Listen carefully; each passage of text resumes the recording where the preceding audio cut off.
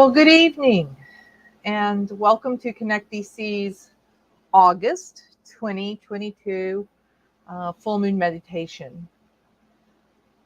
Tonight, I am coming to you from the ancestral lands of the Piscataway people.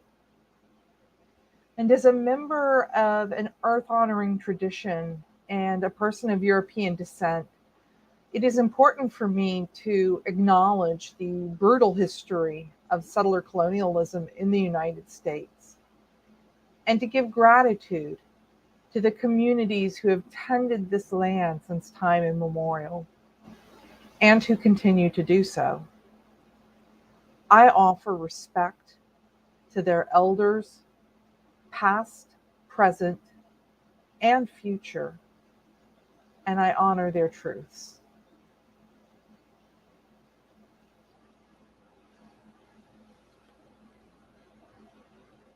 I am Angela Raincatcher, the convener for Connect BC, and we are a Wiccan based public ritual group based in Washington, D.C. Connect DC provides a spiritual home for the community to come together to observe and to honor the cycles of nature and of life. This year, we are rooting our rituals in the soil of our embodied experiences so that we can nurture and strengthen healthy and loving connections as we grow within our communities and within our lives. And that includes the cycles of the full moon and the dark moon, as well as the solar cycle of the seasons. And so it's my pleasure to come to you again this month at the time of the full moon. And I will tell you, it's kind of crazy, this time of year, in some ways, our animal bodies are designed in this heat just to rest. There's not a lot that we can really do in this heat without doing some damage to ourselves. And yet, I know that for many of us, we are running around like crazy. I see the parents of children in my social networks are running around getting the kids ready to start another year of school. We had interns where I work scurrying around the last weeks to get their projects done and to get ready to move, back home or back to where they go to school. It's funny, even though, we're supposed to be taking it easy. Yeah, we're just running around like crazy.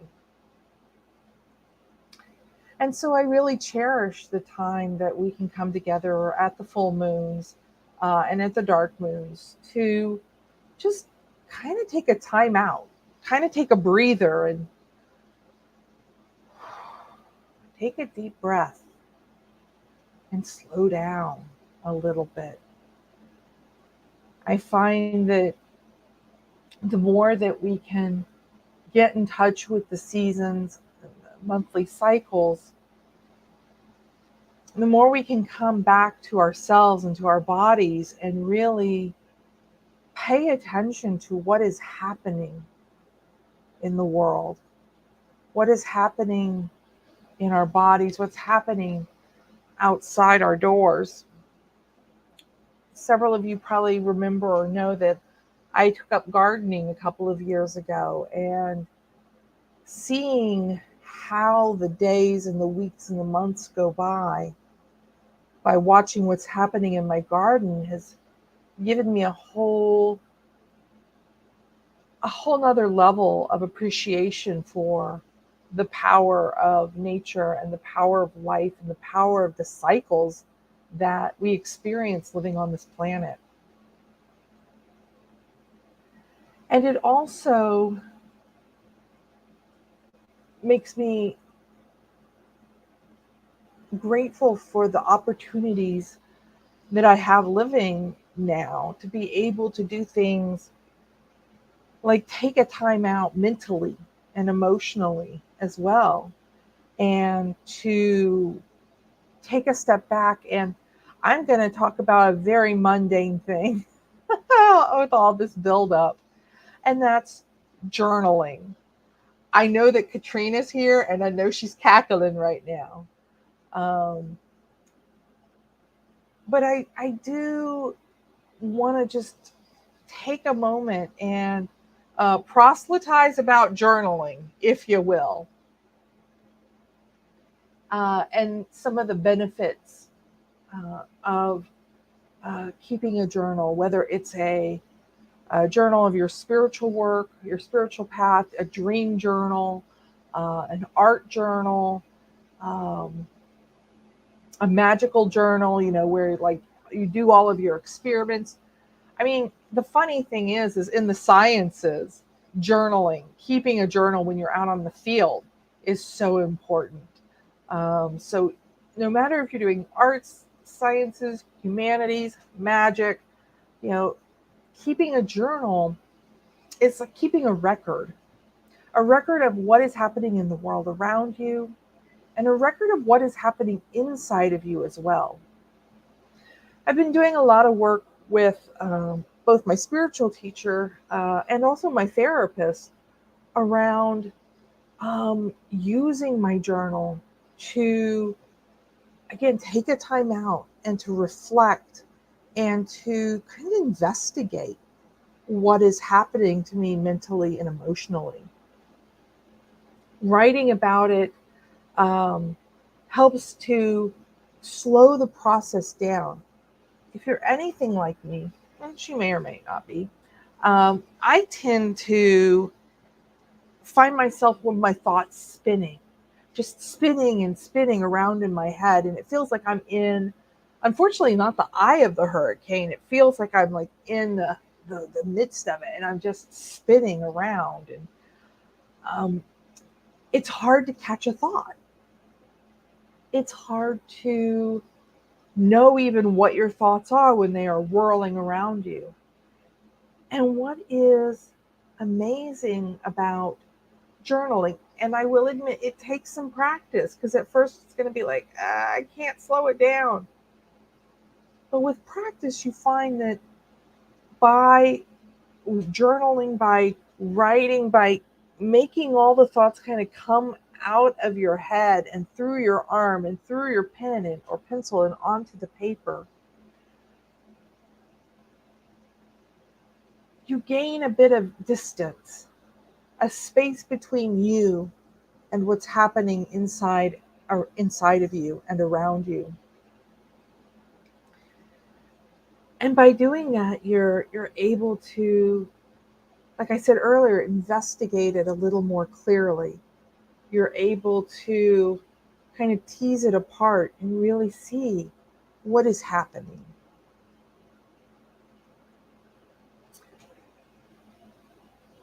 It also, as a journal, is also a record. You may not realize it in the present moment when you are journaling, but I've been keeping a journal now for at least 15, 16 years, and things that I would have forgotten had I not journaled, had I not written it down. I can go back into one of my old books and read through that and really see what was happening. And I can remember, it's like it's fresh. It's like there's something about it. It's like, oh, yeah, I remember when that happened.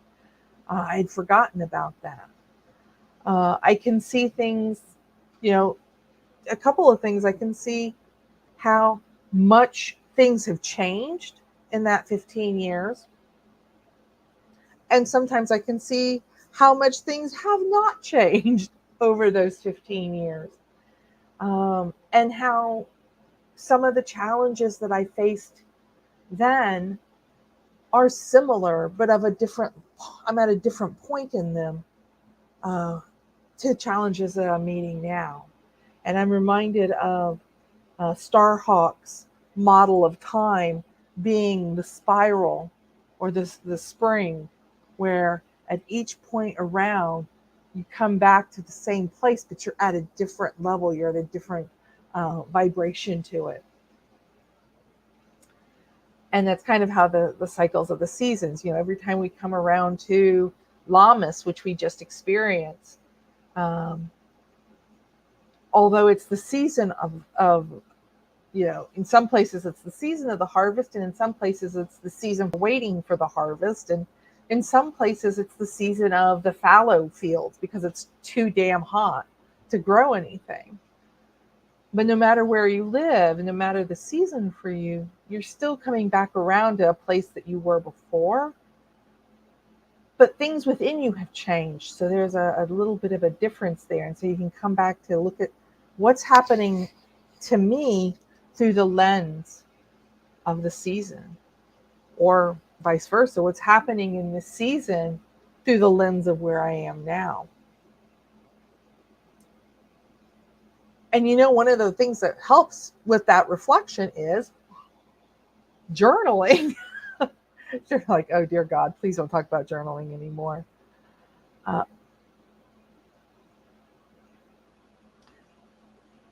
And I think one of the reasons why I'm thinking about this so much is because as humans, we've been making marks, symbolic behaviors and symbolic marks. Since our species, the earliest evidence of our species, in some cases, is these marks. And we've always been prompted, driven to, passionate about expressing ourselves, of leaving our mark. And so I want us to contemplate, to reflect upon what is the mark we are making? What is it that we're bringing into this world? What is it that we're expressing? What is it that's within us that's crying out to be expressed that maybe we haven't found a way to do so yet?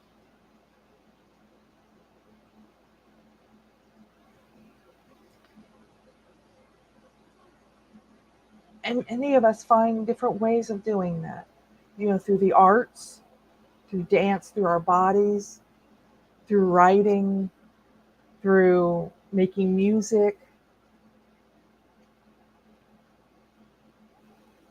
And what happens to those expressions when we don't have a way to express them creatively or constructively?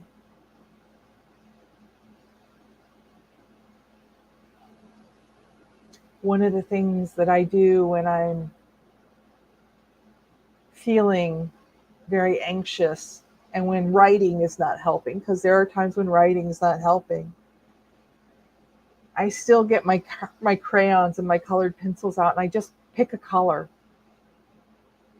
and I just start filling a page with a color field. Sometimes I might pick a color that expresses how I feel. Sometimes I'll pick a color that expresses how I wish I felt. Or I might pick a color that expresses a mood or a thought.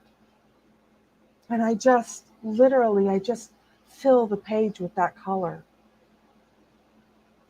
And then I pick up another and I maybe fill the page with that color. And I don't really think about creating an image, but it's more of just letting the gesture and the color express what needs to be expressed.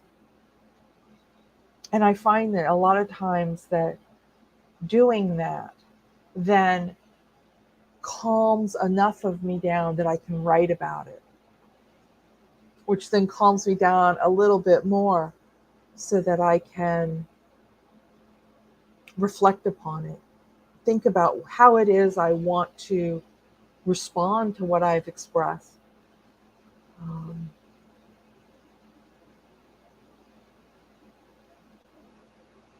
And there are many different ways that we can respond to that without judgment, without making ourselves feel worse for whatever it was that we expressed, or how good or bad it looks because we weren't really trying.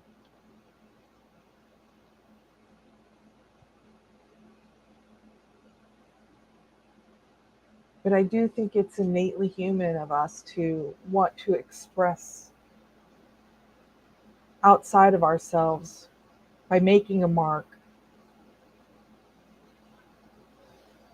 And we're expressing ourselves to ourselves, but also to each other, and also to our gods, to the world around us.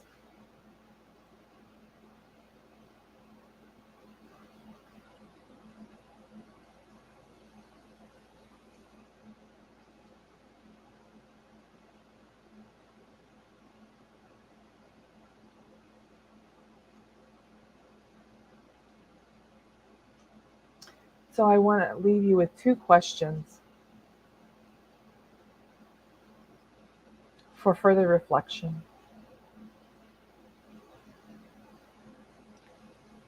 And to ask yourselves, what are the marks that I'm making?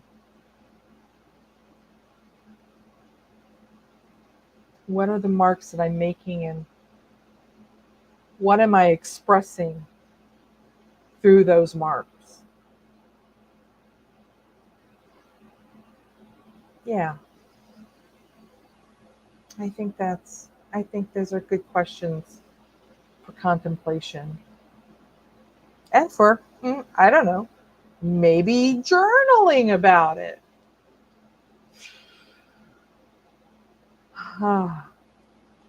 Well, I know that's not really a meditation per se, and I guess I apologize for that perhaps.